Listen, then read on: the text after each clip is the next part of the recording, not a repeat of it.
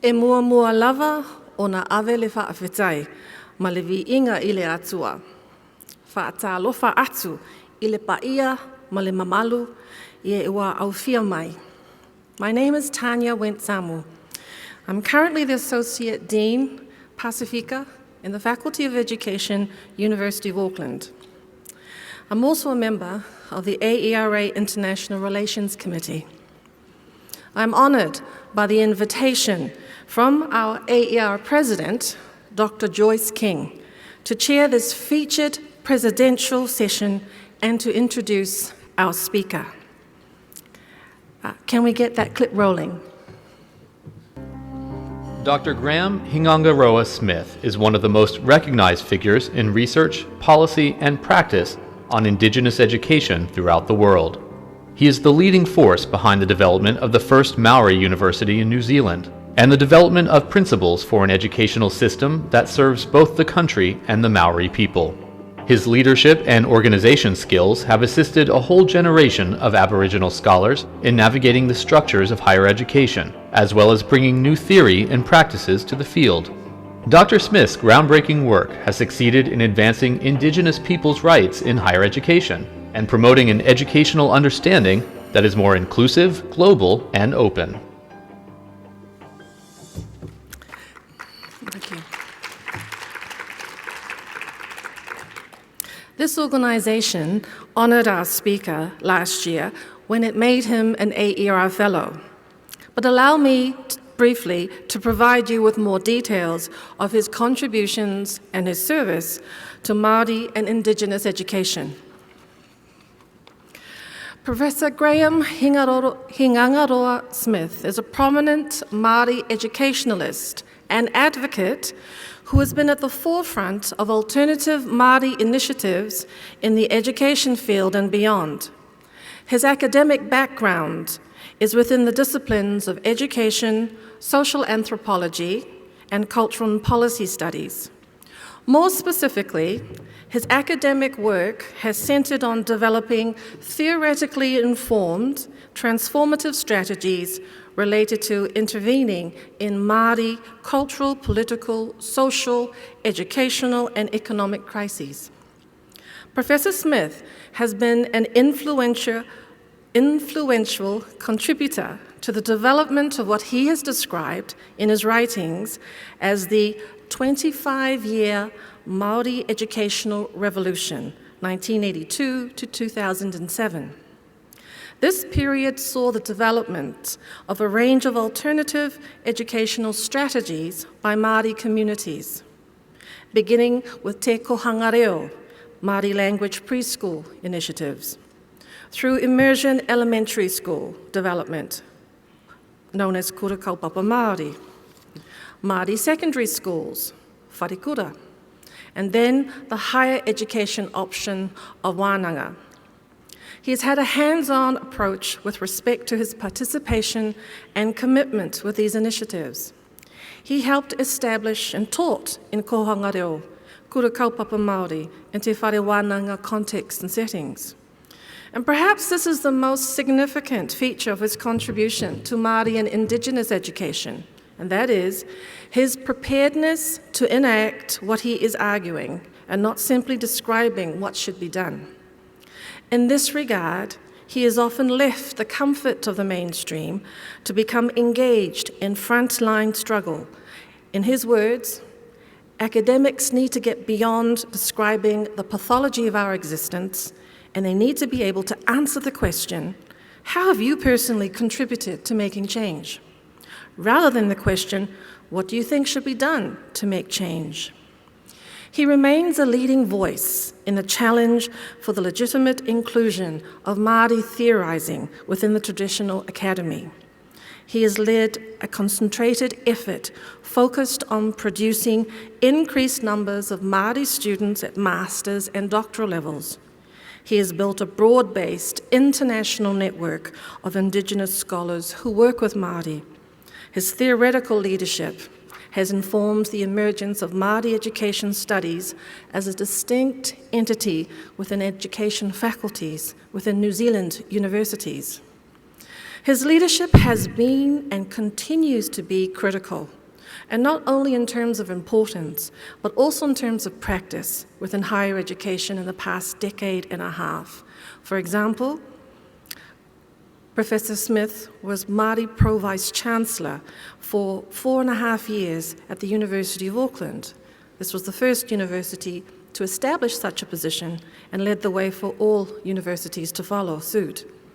Following this, he was invited to take up a visiting chair as the university's 21 Distinguished Professor of Education at the University of British Columbia, a position he filled for 5 years. He was a foundation chairperson of the Council for Te Whare Wānanga o Awanuiarangi Indigenous University in the city of Whakatane. He served as the CEO and Vice Chancellor for 5 years. Professor Smith has made significant contributions to the political, social, economic, and cultural advancement of Indigenous Māoris and Aboriginal communities in other parts of the world, such as the Northern Americas and Australia. He's been recognised within Aotearoa New Zealand for this work. In 2014, he was made a Companion of the New Zealand Order of Merit for services to Māori and education. This was the same year, last year, when he was made an AERA Fellow. Professor Graham Smith is without doubt one of the most influential Indigenous educators in the world today. Now, I saw Graham just a couple of nights ago, Friday evening, and this is what he said to me. "Don't bother giving me a long introduction. Keep it short. I'll need the time." I suspect he was trying to take the pressure of this rather formidable task off me. But I was brought up by my Samoan ainga to respect my elders and people with mana and authority. I'm very good, I think, most times, at being a respectful, diligent Samoan girl. So this was what my outside response to Graham was when he told me, "Keep it short." However, when a Samoan is respectfully silent and nods politely, it doesn't always mean that he or she is in agreement. We're just being respectful and polite. Silence can be an act of resistance. This was what my insider face was really saying, "Nah, no way, For me, in this context, there is a higher pule, a higher authority, and her name is Joyce King. It's my responsibility to go over and above her call to me to do this duty of introducing Graham. But wait, there's something more that I need to say before I invite Professor Smith to take the stand and to speak with us today. I know he, most of all, is familiar with the many details of the citation that I have just given. But I want to end, Graham, with a citation that you haven't heard before, and an acknowledgement that you are likely not to have heard before. This is a cue for the technicians at the back. Coconut picture? Okay. Nauru is a Pacific island nation which has been ravaged by the effects of phosphate mining. It's still possible, however, to find pockets of natural beauty if you know where and how to look. On the side of the island, described by some local Nauruan people as the wild side of the island, there's a grove of coconut trees, a peaceful, tranquil place just off the side of the road. It would appear that the older, established coconut trees provide shelter and protection for the new, emerging coconut trees. Now, the coconut is actually a really tough, hardy seed.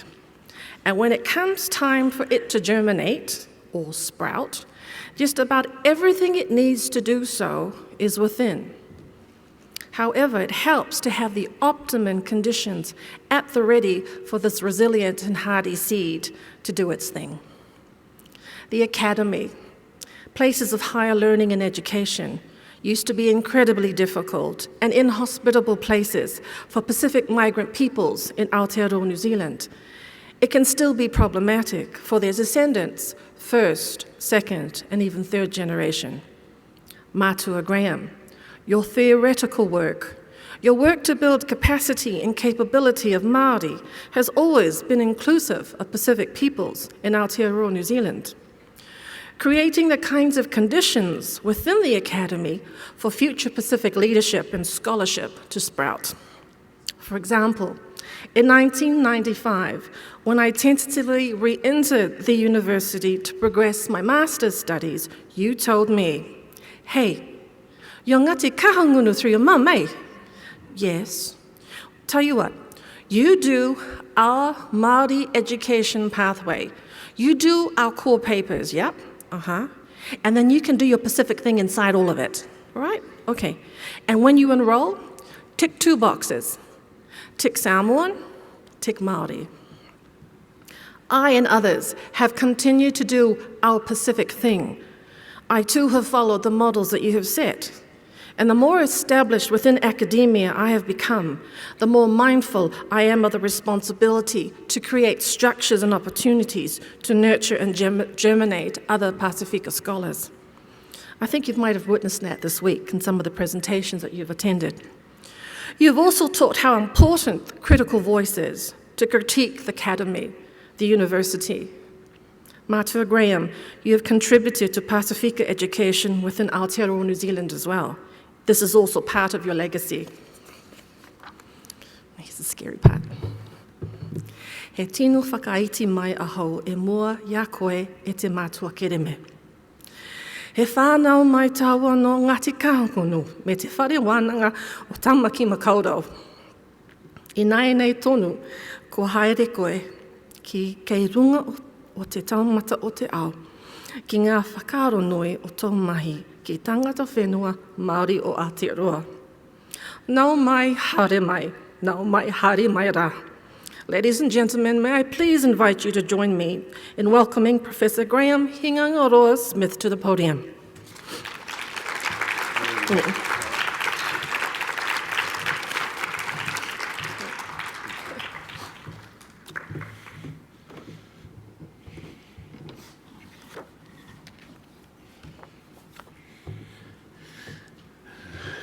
Tēnā no tātou, greetings to us all. Ngā mihi kia koe te tuahine mō o kupu, hei whakawātea te huarahi kei mo ia tātou I tēnei rā. No reira tēnā koe. So greetings to my sister who has said those awful lies about me. I thank her very much for the wonderful introduction. And I did note that she was going, spreading some false stories about me, saying that I was trying to force her to curtail her speech. And her response was, which reminds me of a story which I know many of you have heard me tell before, but it actually is worthwhile telling again. And for those of you who have heard it before, please bear with me. But this is a story about learning the times table. And, my cousin Parikura, when he was at school learning the times table, they were asked to go home, learn off the particular set by rote, come back the next day and perform by trial by ordeal in front of the class. So on this occasion it was the 3 times table, and he went home, he learnt it. He was sitting down the back of the class trying to look inconspicuous, but eventually the dreaded finger pointed him out, and up to the front of the class he came. And he was a very small chap, Wharekura, not unlike myself.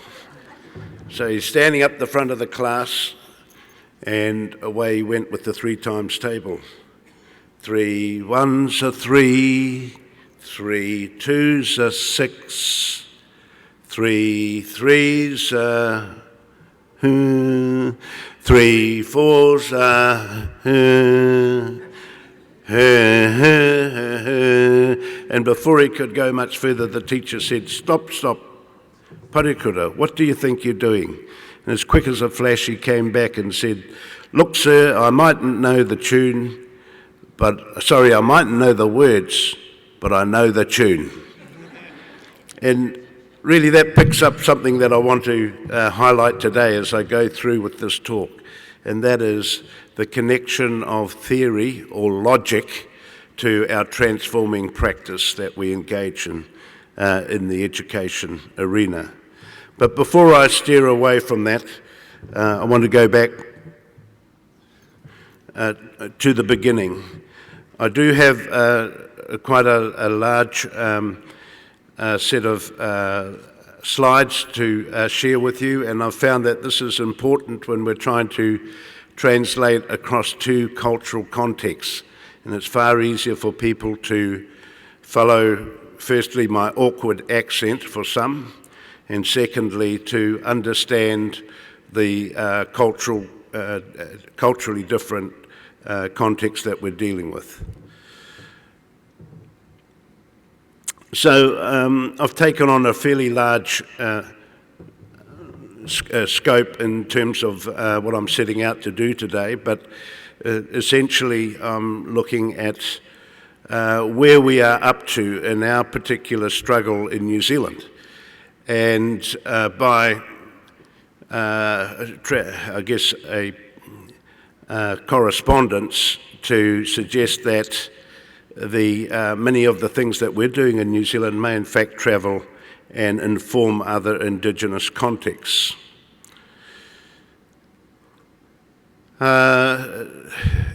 It's important to recognise the owners of this territory and the land that we stand on. Nō reira, kei te haere tonu ngā mihi kia koutou te tangata whenua o tēnei rohe.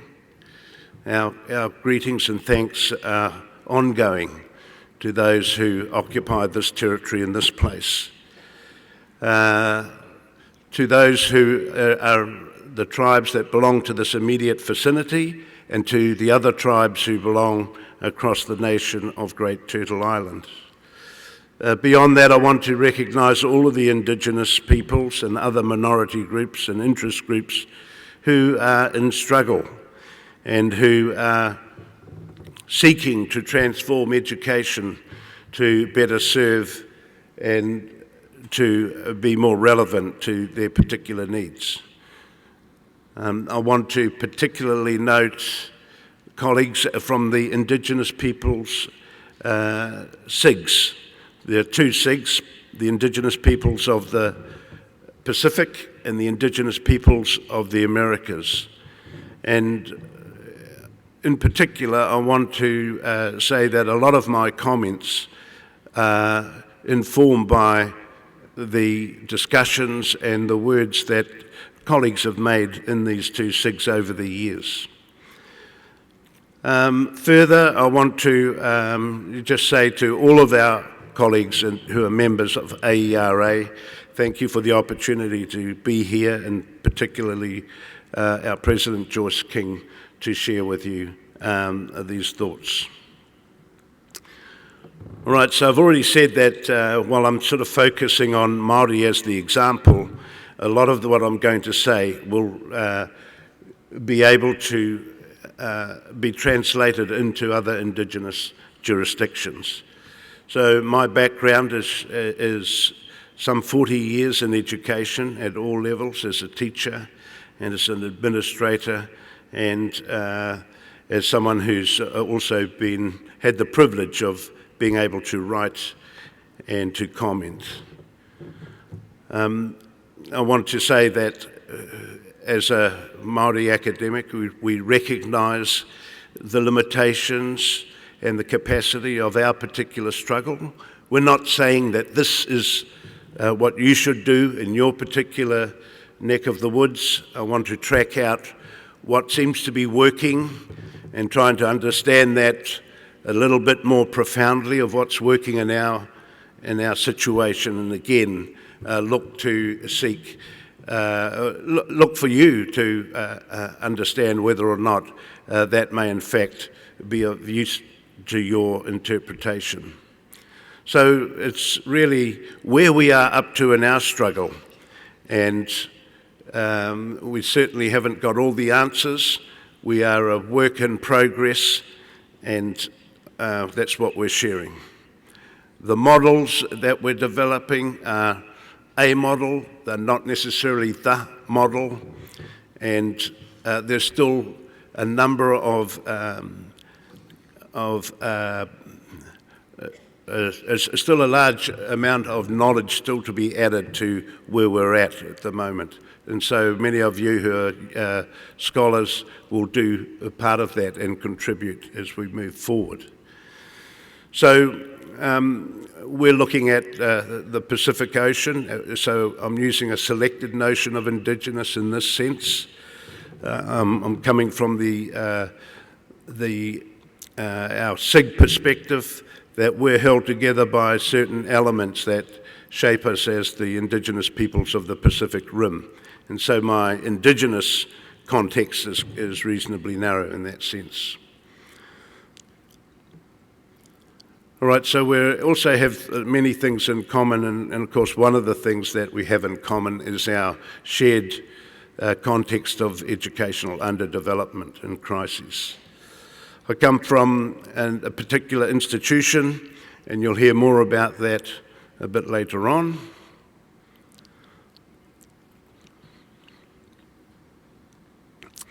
So from the Maori point of view, we're around about 4 million people.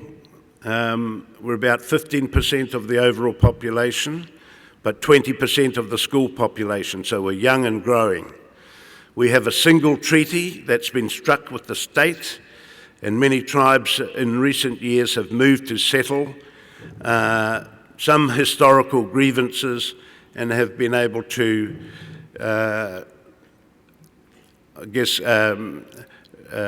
receive some funding as part of its settlement process.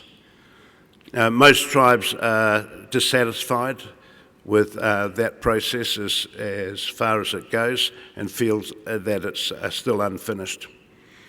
There are around about 45 recognised tribes in New Zealand, and a recent study has still said that the gap between Maori and non-Maori is not closing very, very fast, except we note in the participation in higher education and tertiary education, which is of interest to us who work in that area.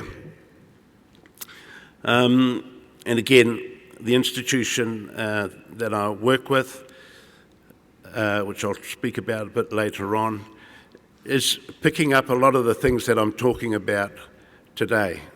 It's an enactment, if you like, of the philosophy and the change strategies that we've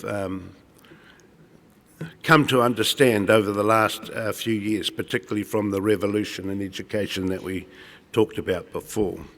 So the Indigenous peoples of the Pacific SIG, we have in common the Pacific Ocean. We have in common Captain Cook and British colonialism. We have in common traditional and new forms of colonisation, right? And a big point is that colonisation hasn't gone away, simply changed shape, and we need to understand that, how that works now. We have in common the survival of our languages, knowledge and cultures, which are under stress, and we have in common the need to transform high and disproportionate levels of educational underdevelopment. The great ocean of Kiwa, the legacy of Captain Cook voyages. One of the implications was the renaming of our Indigenous landscapes and the consequences that we still endure today as a result of that. While we have, it's important to recognise that each of our Indigenous communities have different cultural contexts, even though we have similar shape to our struggles. So that for me, for example, I come from a tribe called Te Aitanga Hauiti, part of the Ngāti Pro Confederation, and there's a few Ngāti Pro relatives sitting in the room, and this iconic piece of description. If you've seen the movie The Whale Rider, that's where I come from. But so if that's an important element of our tribal background, the whale, and how the whale has been very helpful. When I'm travelling around the Pacific Rim, sometimes I have to change my perspective. And so if I'm in Barrow, for example, where the whale has a different significance, where they still take a traditional catch of the whale to eat. And so in one context it's our tupuna, our ancestor. In another context it's the sustenance for the people. And being able to accommodate that is important, to understand that different peoples have a different contextual element. I want to make reference to Rua Te Pupoke, the ancestral house that is located here in the Field Museum in Chicago, which comes from our Ngāti Porou territory. It's a house, if you look closely, you can see all those eyes there, which are representations of the galaxy of stars.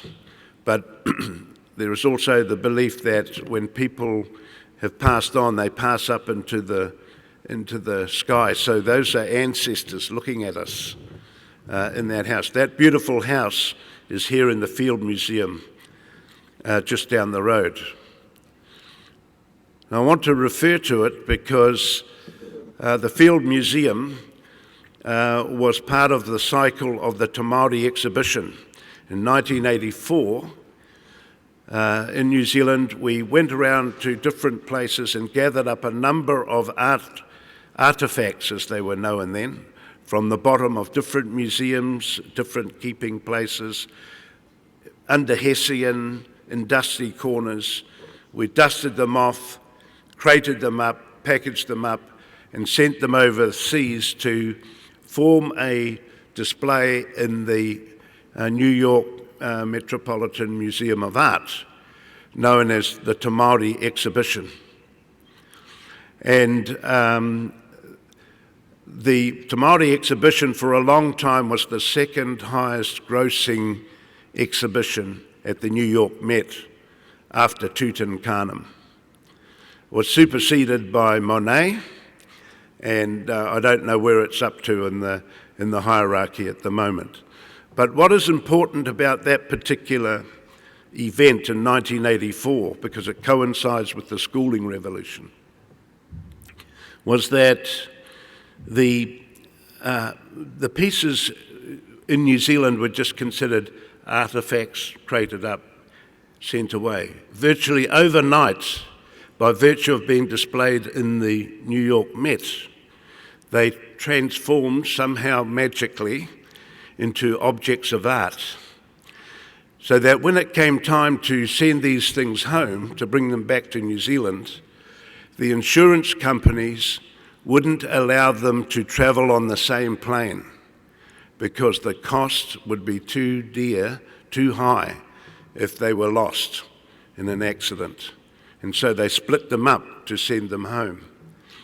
So what the lesson here is then is that we've got traditional pieces of Māori artefacts, art pieces, which to us were taonga or precious pieces, which virtually overnight were able to change and transform into these pieces imbued with all this other value.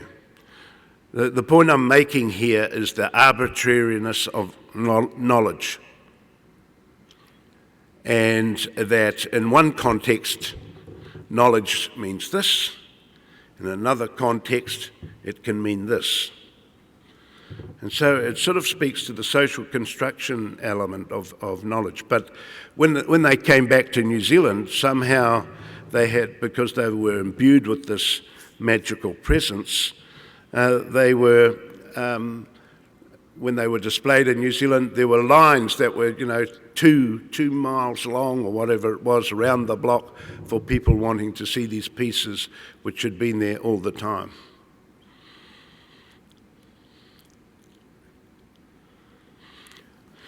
So let's understand that point and just park that for a moment, that this knowledge is arbitrary in different contexts.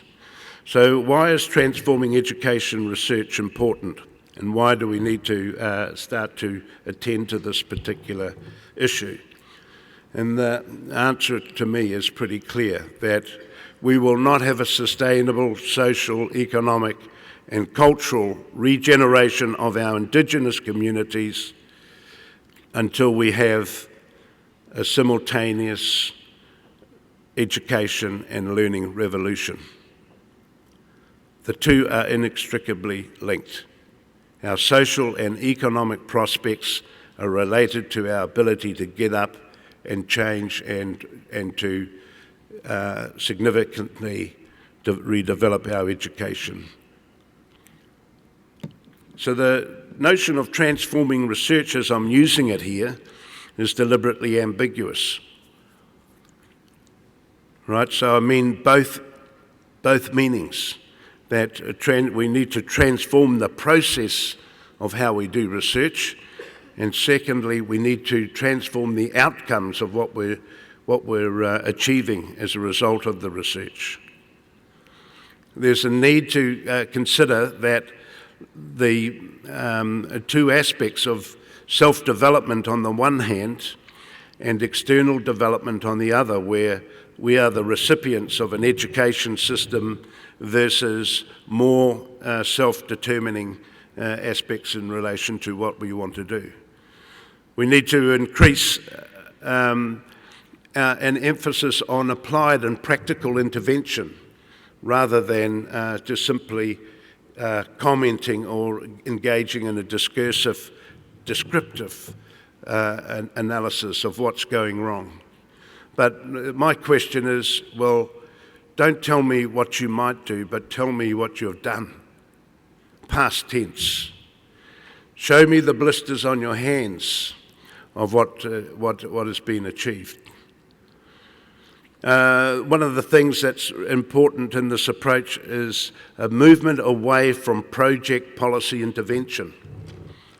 So whereas government tends to give funding for one element, this year it's all about early childhood development, and we're putting in, $15 million or whatever it is. And while we're busy putting our finger in the dam and the water's coming through in this hole, there are 20 other holes where the water's coming through. And so the idea of the 360 intervention is that we need to have multiple interventions going off simultaneously. And in our particular situation, where government has been focused on these one-off interventions, project-oriented interventions to Maori educational underdevelopment, have not worked, and they're fraught. And so as a consequence, much of our struggle has been built around people self-developing, people who have argued that our needs are holistic, that we need many things to be responded to, often simultaneously, etc. We need to get beyond the status quo, because the simple fact of the matter is the status quo is not working. We need to do something different.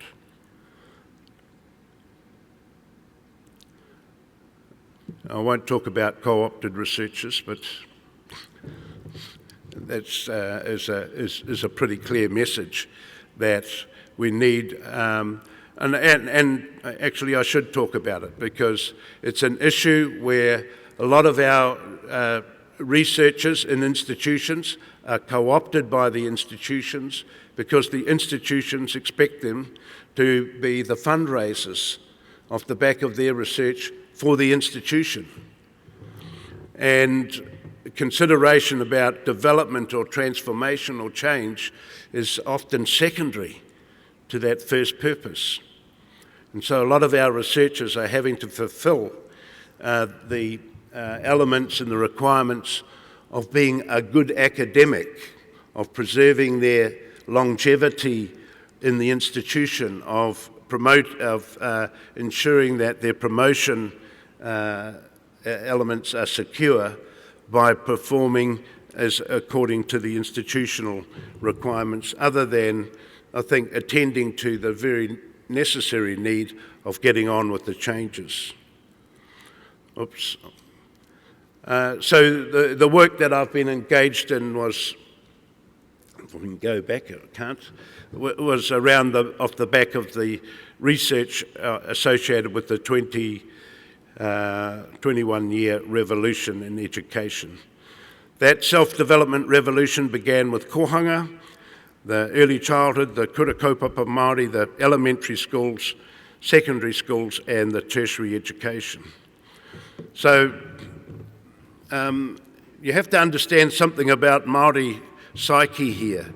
So I'm looking around, I can see our Hawaiian friends, and it reminds me of this joke, because when St. Peter was standing at the gates in heaven, this group of Hawaiians came along and they knocked on the gates, and St. Peter said, yes. The little group of Hawaiians said, can we come in, please?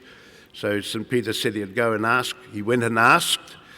He rang up the big person, and the instruction came down, yes, those Hawaiians, they haven't played up too much. They've been pretty good. You can let them in. So St. Peter let them in. Shortly afterwards, a group of Maori, probably from my tribe, came along, and they knocked on the gates, and St. Peter said, what? Yes, we want to come in if that's possible. So he said, I'll just check. So he put the phone call in, and there was a bit of humming and hawing, a bit of nervousness about it. And eventually the voice came back and said, all right, you can let those Maoris in. So St. Peter went back to the gates. Next minute he came back and he hopped on the phone again. There was an urgent ring upstairs. He said, I've got bad news, bad news. They've gone. And the voice said, what? Those Maoris have gone? And St. Peter said, no, the gates. So, and it's sort of about, what I'm signalling here is a sort of an attitude of not stepping back really to gatekeeping, and that there's often, the courage to make the challenge that has been growing in the New Zealand sense. And I think that's important for a lot of the stuff that we've been able to get involved in. So there's a brief sort of overview of some of the elements of the early Kaupapa Maori movement, right through to developing a teacher training program. So that revolution was quite profound. It was a self-development revolution. And it's important for us to continue to, in a praxis way, keep going back and recycling and remembering the lessons of the 1980s.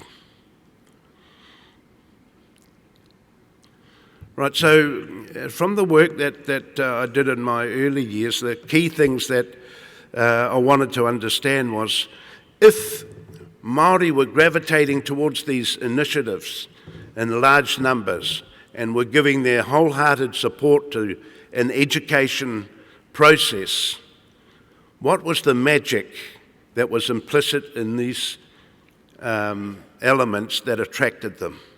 And could we identify the magic? And so I've outlined 6 elements which I thought were really important, that came back from an aggregation of what parents were telling me about why they had opted for this the alternative education process. So the first thing they said is that they wanted more say over what happened to their kids in school and in education. And it was more about self-development, about autonomy, and a lot of them used the words tino rangatiratanga, but when we boiled it down, it was more about self-determining in the authority that related to how education should be conducted. At the core of it, second point was that everyone wanted the recovery of their language, knowledge and culture. They didn't want to lose that or felt that they had to sacrifice that to undertake learning. They wanted to learn in culturally relevant ways. There's an easy association here with what Bourdieu taught us around that they wanted to see their homes that they came from reflected in the classroom and the teaching environment, right? So that there was an easy transition for the child from the home to the schooling and learning setting. Plus, there are some quite specific teaching pedagogies which we've built over the years, but these schools haven't been exclusively Indigenous pedagogy. They've chosen pedagogies which have been successful and which parents have been able to work with, which includes Maori pedagogies, which includes Western pedagogies. The rebuilding of the power of the extended family structure and practice is a really important point. So what this meant is that our ability to harness our collective spirit, our ability to share our resources through our extended family values. In a learning setting, for example, in a classroom setting, all the knowledge belongs to everybody. All the knowledge goes into the centre. Everyone takes knowledge to sustain themselves as they need it. The learning setting, we're only as good as the least performing member in our learning group. These are sort of values and ways of thinking about learning which are different. But more than that, within the extended family notion, we were able to initiate a mediation of the socio-economic impediment. And what has been absolutely, and this is one of the most significant things, I believe, of what we achieved in these alternative models. In building the capacity, the social capacity of our extended family, we were able to harness our cultural propensity to sharing and to looking after each other to mediate what might otherwise be debilitating and impediments over our accessing educational learning. So that when there is unemployment in this household, everyone in the extended family knew there was unemployment in that household. So if the kids were going on a school trip, we knew there was no money coming from that household because people weren't working. But all the kids go on the trip because everyone is sharing their resources and so on. When these parents sleep in the morning because the only job they can get is cleaning offices beginning at 1 o'clock in the morning and they finish at 6 o'clock, someone else in the extended family is making sure those kids get to school, they get their lunch and so on. It's mobilising our collective capacity through our cultural propensities to share and the responsibility to share. There are many examples of that socio-economic mediation. This is really important when you put that against the other reality of where kids go to school as an individual. You hang your bag on your hook, you sit at your own desk, and you put your arm around your work and you do your own work for your own benefit. For many of our kids, that is a very foreign sort of concept, and they felt vulnerable. And so these kinds of things are the socio-economic socio-economic mediation, because again, Maori fall into a category of high and disproportionate economically marginalised part of our communities. The last point was the shared and collective vision, and that really was around the idea that we wanted something different.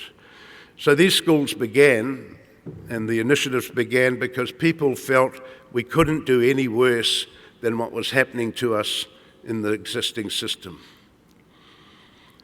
Now, I have to say that the initiatives weren't the only thing going on. A lot of parents also went to the traditional schools, and they are happy with that. But the alternative has had quite a significant impact. Now, the key thing for me is that to understand what the theoretical change has been. So we shifted away from the traditional way of understanding how change or transformation could occur. So basically, the model for transforming was just simply an instrumental model, that if you did this, you got conscientised, you started to think about something, it began to irritate you that you wanted to do something about it, and finally you did something. And for the most part, our transforming strategies in education were based on a very linear, instrumental sort of structure.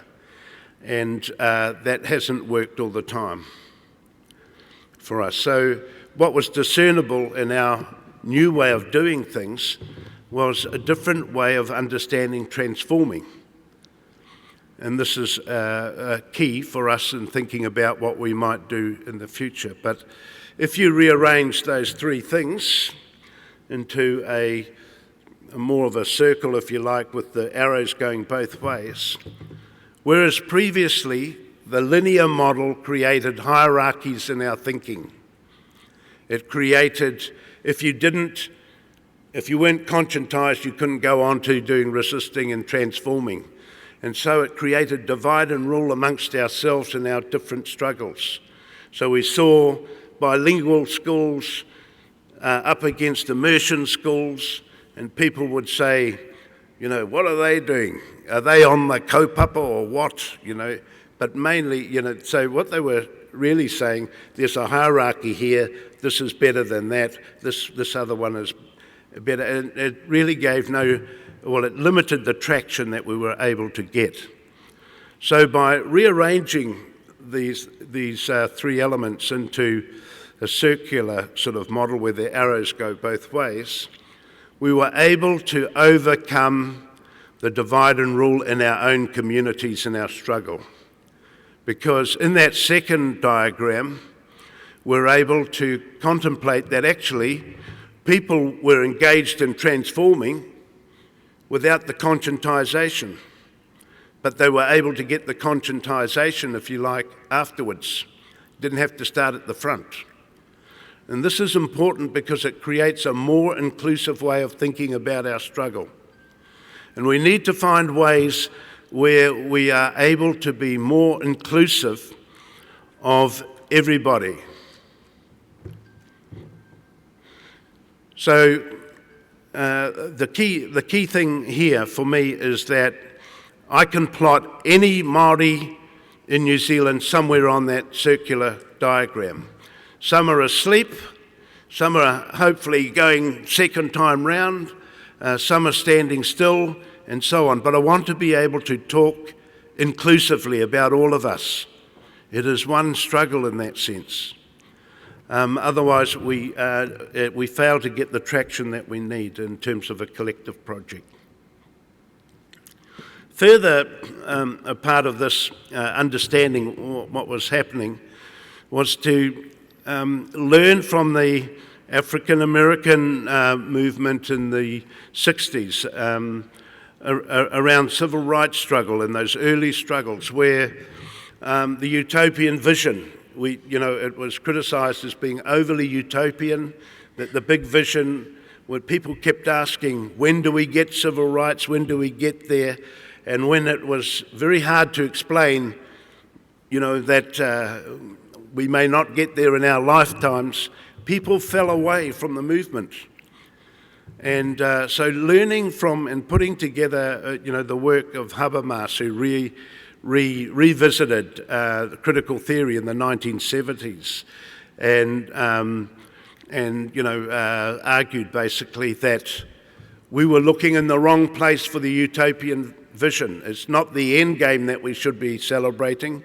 We need to understand that our struggle is made up of small incremental victories, and we need to understand that and to celebrate the small incremental victories along the way to the realisation of the utopian vision. And so really important work here that I think comes out of the New Zealand context about the revisiting and the reconstruction of the notion of utopian vision. Because utopian vision is important to give us direction and impetus in our struggle. And so Habermas, the other part to that, the clause off reading, was that what he recognised that, he was saying that the state will try and domesticate your movement, and that is correct. But he said that usually the cycle is every 4 years, or whenever the voting comes around. Whenever the election comes around, there is a domestication and rise in this movement.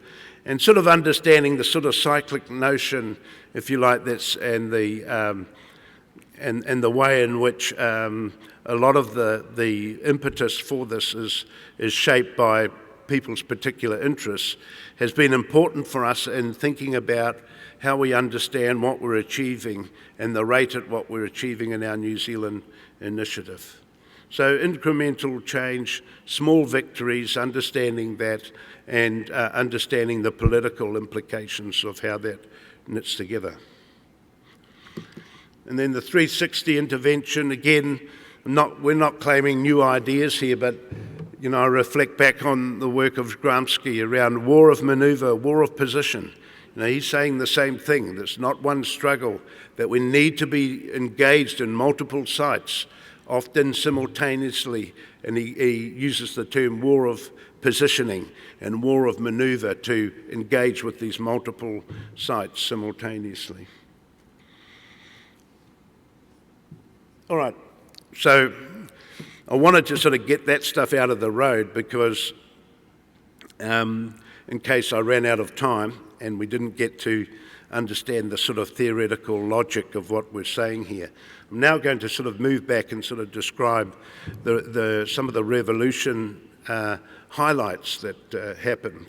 So the revolution, this 21-year period, we saw the schools, the alternative initiatives, and what I want to say is that they weren't the real revolution in that 21 years. They were the outward visible sign of a deeper revolution that occurred. And that deeper revolution was up here. It was a shift in mindset by Maori of waiting for things to happen to them, to getting up and being proactive and having the courage to engage and do things for ourselves. And that's the learning that's key here. So I want to say it that way because there are still other ways yet to be discovered. Some young whippersnapper's going to come up with the next great thing in Māori education, and we shouldn't close that down. We shouldn't over-invest in what we've got in front of us at the moment. So with the respect to the things that we're saying have been worked in that time, we called it Kaupapa Māori, or Māori philosophy and practice, the approach. But, and more latterly, what I've tried to do is to develop a sort of, it's not quite a test, but some key points that I think that I would ask over the top when people make the claim that they're operating a Kaupapa Māori approach, because it's pretty easy to name drop the term, and we want to really understand if they've understood it completely, because there's a lot of co-option of that of Kaupapa Maori at the moment. So the first thing I would ask is around positionality. Who's speaking? Where are they speaking from? Are they inside the academy? Have they ever stepped outside the academy to do the stuff? Or, the blisters on the hands, have they done anything practical in relation to what they're talking about? What do they understand the limits and capacities of the research process in which they're engaged in? Then there's a whole set of questions around criticality. Do they understand the critical perspective of our existence? And by that, I'm saying we need to understand what's going wrong. We need to understand how colonisation is formed over the top of us. We need to understand how unequal power relations act against our interests. We need to understand how dominant interests are reproduced in the system. Unless we have a critical set of tools that enable us to clearly understand that, then a lot of our intervention work is going to be short of its target. I believe we need to ask the question around structuralist and culturalist emphasis in the research. It is, in my view, we cannot just argue for our cultural revitalisation. It's about our language, knowledge and culture, without also understanding the structures that impede that and how we might deal with that. So there are deeper questions there around neoliberal economics and the economic structures of our society, around policy elements and so on. The practicality question is, again, the ability to be flexible and to make change and to accommodate new perspectives as we go, but it's a critical reflection on our claims for change and transformation. And the last point is, what changes as a result of the research that we're engaged in? Right, so I'm saying that these are 5 points I would ask over the top of the claim to an Indigenous research approach. What changes as a result of because the status quo is untenable for the most part. The status quo is not working, and we need to entertain some form of change. So I'm going to summarise some of the key learnings before I finish up. So, how long? Can you give me some timing? About 10 minutes? Okay. So, here's some key points I would say that we've learned from our struggle. You need to develop a critical literacy. So we need to understand what's going wrong and need to understand structuralist and culturalist impediments. These slides are self-explanatory. How does our institution stack up?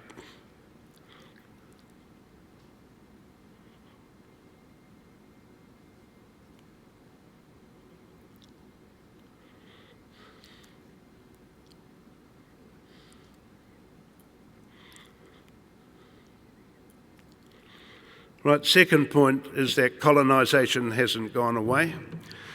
Colonisation is coming at us in new forms. And unless we have the ability to read those new forms, we again are going to come up short in our transforming intention.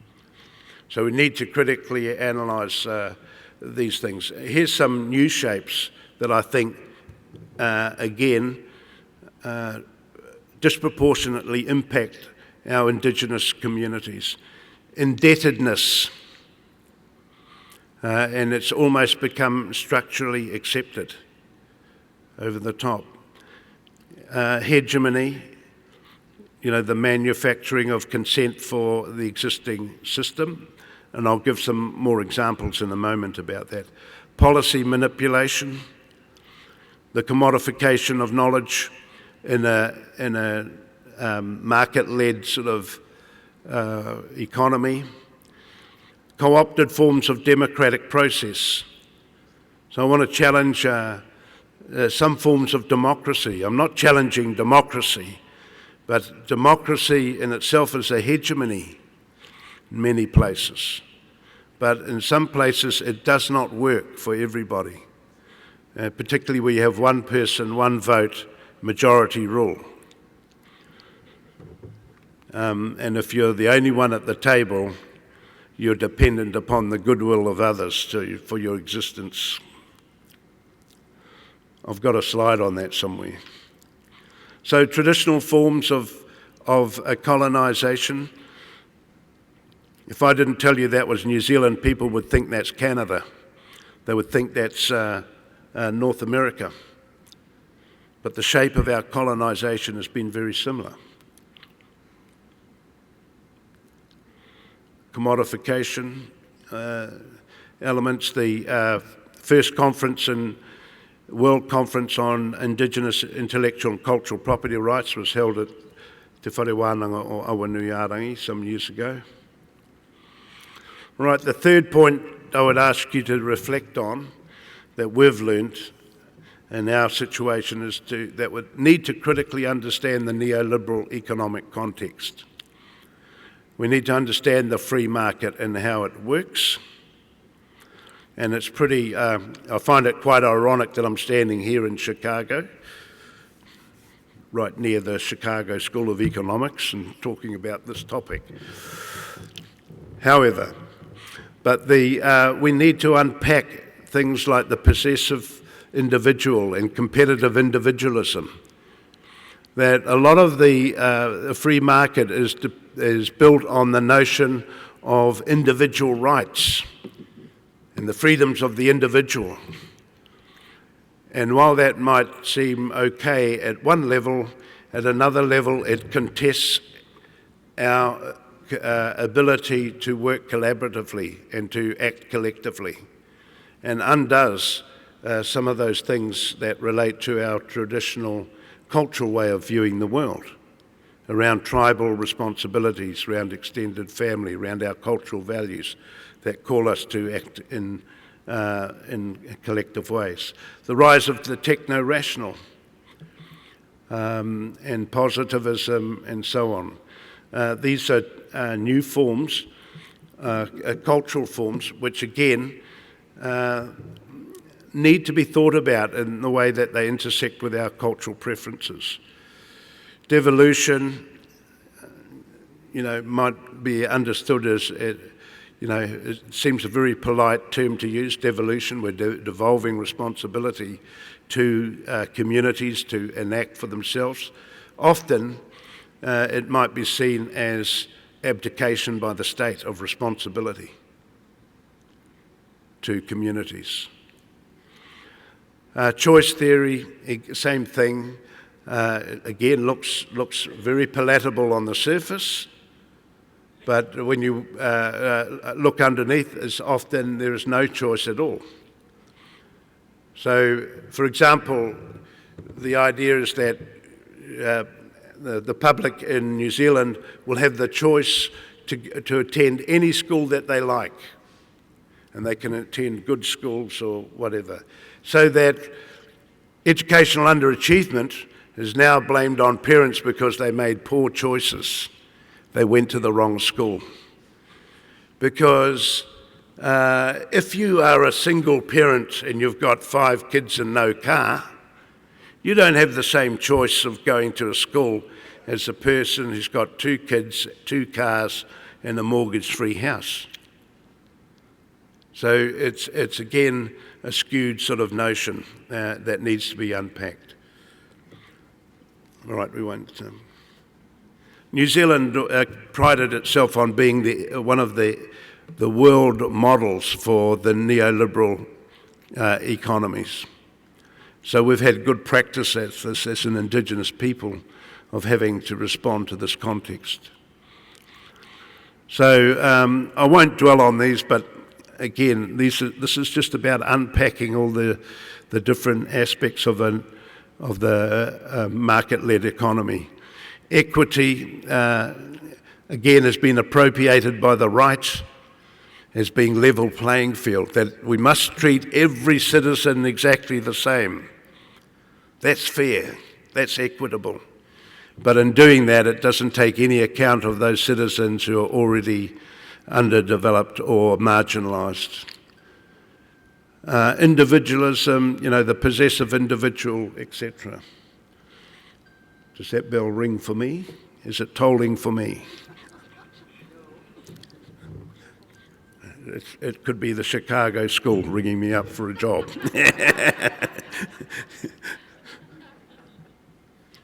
Accountability, the rising issue of the surveillance society that we now live in. That, dob in your neighbour. There's a whole heap of things that extend out of that. So the fourth thing I would suggest that we need to grapple with is the definition and practice of equity. I alluded to this before. That neoliberal level playing field is the current interpretation of that. But there are three distinctive interpretations, I think, that are possible here. The horizontal equity is the level playing field. Vertical equity is the compensatory forms of equity which sat behind the Keynesian economic models, welfare state, that the state had a responsibility to look after the less fortunate. And the final one, which is distributive equity, which sort of leans now on a new notion of the benevolent state, if that's a possible notion to think about, that the state is making decisions about where it needs to put some of its resources in order to help the most deserving in some cases. So those are three contesting sort of views, I think, that are abroad in our context. So equality doesn't mean justice, of course. So the level playing field is we give everyone exactly the same. And our tribe, because we're all short, still can't see over the fence to watch the Cubs as they're playing now up against my session. And so a more socially just way of thinking about equity is called for. I want to also say that in our context, we've had to problematise evidence, the testing and accountability regimes. And we have a debate that's still unfinished between the emphasis on summative and formative tensions in the way in which we're conducting our testing and so on. And while we've got lots of examples of how it's culturally skewed and so on, we still haven't worked out how we can best use testing as a positive element to support the change and the transformation of our communities. So I'm not moving away from it. I'm just saying that it's an urgent task that needs to be attended to, but the prevailing mood in New Zealand is that testing is almost beyond question in the way in which we're engaging with it. So there needs to be more engagement. So what counts as evidence is fundamental there. And I want to say that the best evidence that Maori have available to them is what hasn't worked. And we need to also understand that in order to make some advance.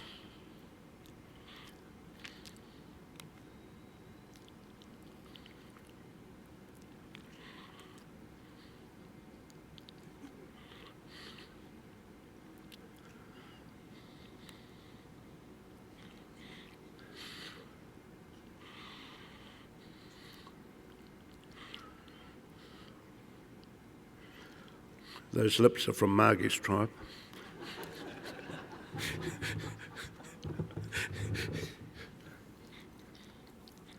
Right, the sixth learning point is that we've engaged in Indigenous theorising. That, and I think this is a really important element to share with our Indigenous colleagues, that we haven't just come up with strategies that are practical strategies that aren't informed by some sort of logic that sits in behind it. And there's more space for us and there's a need for all of us to help each other with some of the thinking that needs to go on in behind this stuff. But it's clear that we have some of the answers within our own communities that are important. And the self-development component requires us to develop our own ways of thinking about our issues. At the core of this is the validity of our own knowledge code.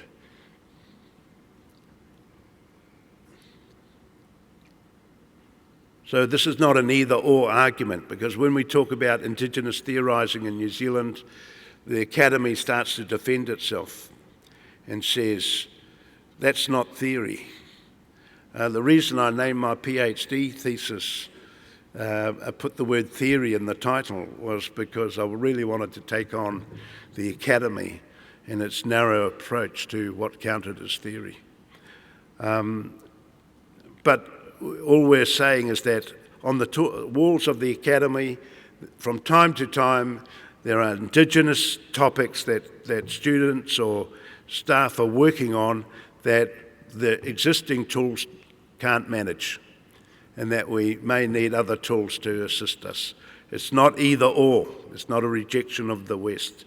And I have to say that actually all of my argument has not been about the rejection of the mainstream. I'm talking about a self-development project which provides for some Indigenous elements within a smorgasbord of offerings in our community. But the bottom line for me is that every institution needs to perform well for our students, that they have good options wherever they might go, given that our students aren't homogenous in what they want from institutions. So government and state policies need to be thought about. This is the democracy question again.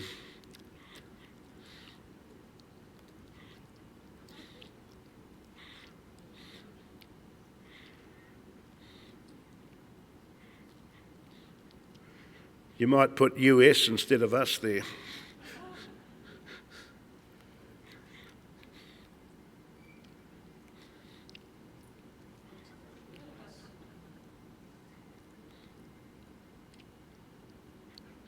The last point is the continuance of our struggle. And struggle is important for us, because if we don't struggle, it's hard to discern what we're for and what we're against. And I think that's the important prerequisite to getting the change done, is actually engaging, getting clarity in our thinking of what it is that we're trying to do. And there are different shapes to that. We need to be engaged with critical politics. I'll just mention 3 of them there. Politics of distraction. Need to understand that for Indigenous communities, we're continually being distracted from getting on with the job for ourselves by having to respond to other people's agendas and to try and do things that are not really our first priority. That we need the space to focus on doing things for ourselves. And so you have to watch that, because often we get nothing done when we're continually being occupied with other people's interests. The politics of truth, that's a discussion that our own communities need to have in their own houses, in their own lodges. It's not for public gaze, but there's some things that we need to sort through for ourselves.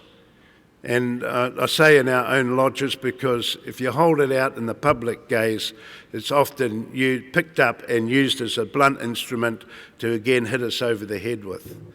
So, but there are things that we should own up to, that we need to deal with ourselves. The politics of disengagement. People haven't thought about this too often, but sometimes everyone is thinking about strategies of engagement, of how we, the thesis, I guess, is inclusivity, or to be included in schooling. The challenge is, how do you change schooling? But the other side of it is to think about disengagement, that actually not all of the struggle is over there, but the struggle that sometimes we need to leave that behind in order to get clarity around our self-fulfilling, self-developing initiatives. So disengagement is not often overtly talked about, but I raise that as an issue as one way of modelling some new things that are unencumbered by other people's interests to get the job done quickly. So we've had our struggles in New Zealand, including kids walking out of school in 1984 across the country.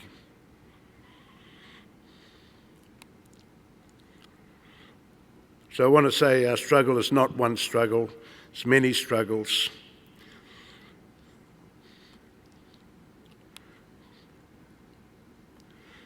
Then I think this is the last sort of general point that I would say we've learned from our Maori context. We need to be intentional about transforming. And I say transforming rather than transformation, because it's not never-ending, it's continuous. We should have a theory and practice of change, of transforming. And transforming is not simply about change, it's something more profound.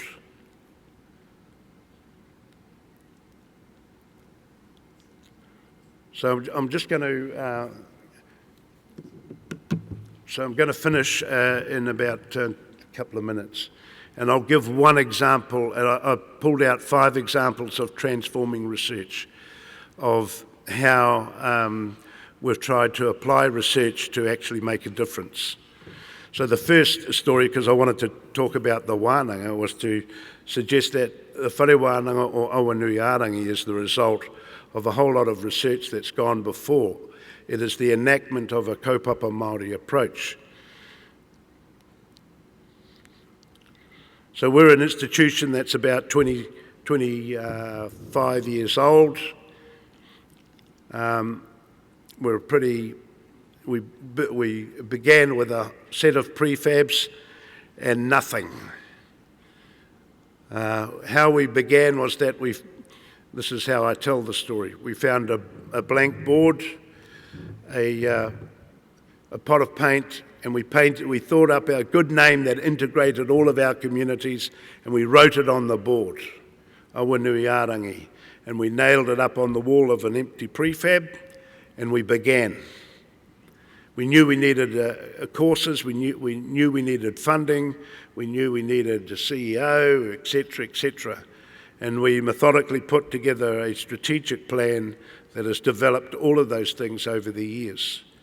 Awanui-arangi gets no funding from government. All we get is the EFT for teaching students, so it's just the EFT factor. All the buildings and everything else is paid for by the iwi.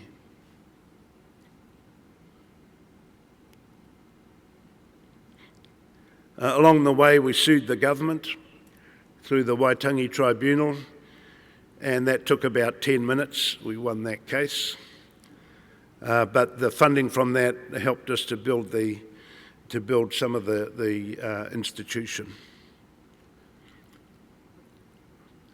So an irony with our institution is that 10,000 acres of the Ngāti lands of the tribe that where our institution is located were confiscated in the 1870s and used to endow the University of New Zealand at Auckland. So the big research-led institution in New Zealand is off the back of our lands, the lands from Ngāti Awa. Ngāti Awa, if deep red is the indicator of the pathology of this region, of the worst-case scenario for health and social, economic deprivation and so on, then that's the colour of our region where we're right in the centre of it.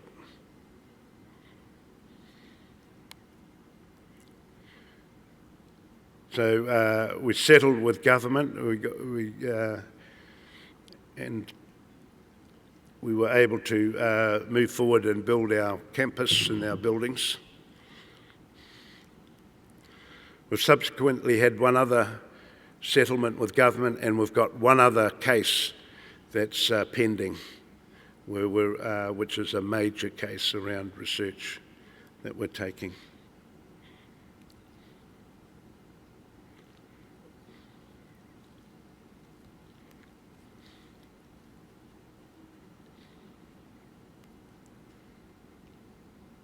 So these are a bit out of date, we currently have about 8,000 students in the Wānanga, 98% are Maori. We're spread across 4 campuses.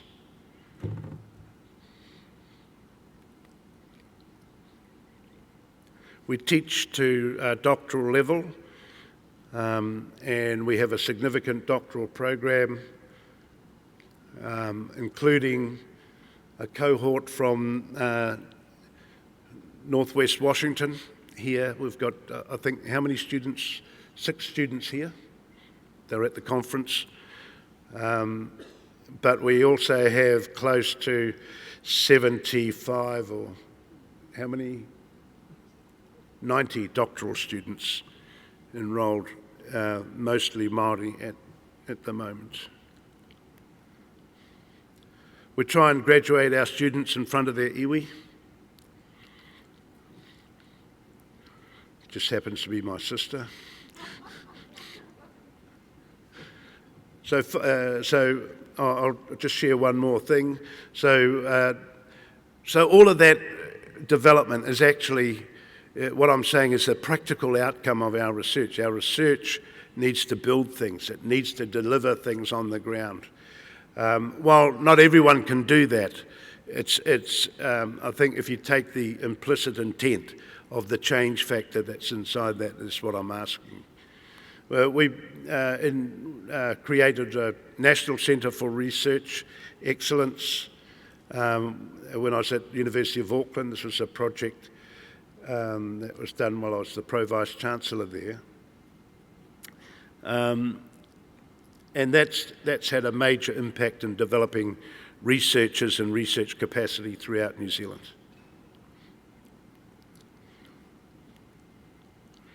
One of the projects that was picked up by Ngā Pai, but we'd started elsewhere, was the Maori and Indigenous Graduate Enhancement Program. And the aim of that program, which we began some years ago now, was to create 500 Maori PhDs in 5 years. When I went through in my year, I think I was the only one who graduated with a doctorate, and now we have a rate of about 40 or so a year that graduate with doctorates in New Zealand across all of the universities. So it's going pretty well. We didn't make 500 in 5 years. It took us 7 years to do it. So we were a bit of a failure, but was also laughing because it was actually quite a major achievement. And all the universities were involved in that. And the key thing is that we weren't trying to produce 500 privatised Māori, we're academics. We're trying to develop 500 culturally conscious transformers who would work for the betterment and the change of our communities. We haven't been totally 100% successful, I would say, with that, but the bulk of our students are really in there with their sleeves rolled up. So we had my cohorts, some of those in that picture have been at the conference. Most of them have got doctorates. We had early writing retreats for our students.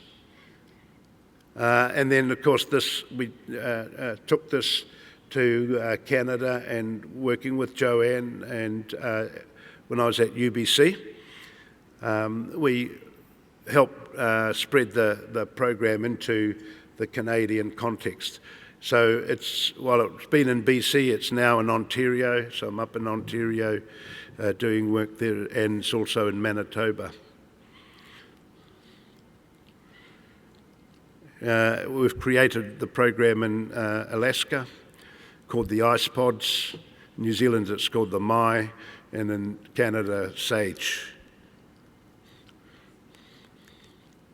So you would have heard a lot of that story when Joanne spoke last AERA, no, the Vancouver AERA. Right, so I'm not going to talk about Monty's story. I'm going to leave it there. So what I want to say by way of summary then is that our struggle is not been one person, it's been many people in the New Zealand context. What we're saying is that we believe we've got some things that have worked really well for us. We're not saying, again, that this is what you should do.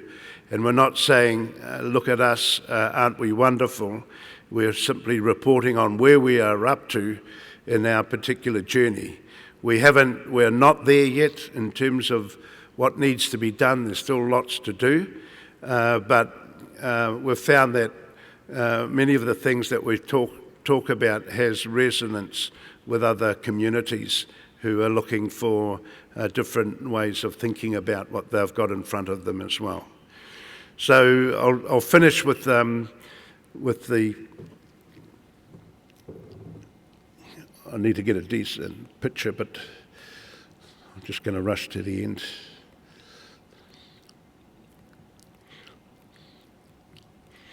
I'm going to finish with the picture of our mountain and these are different research projects.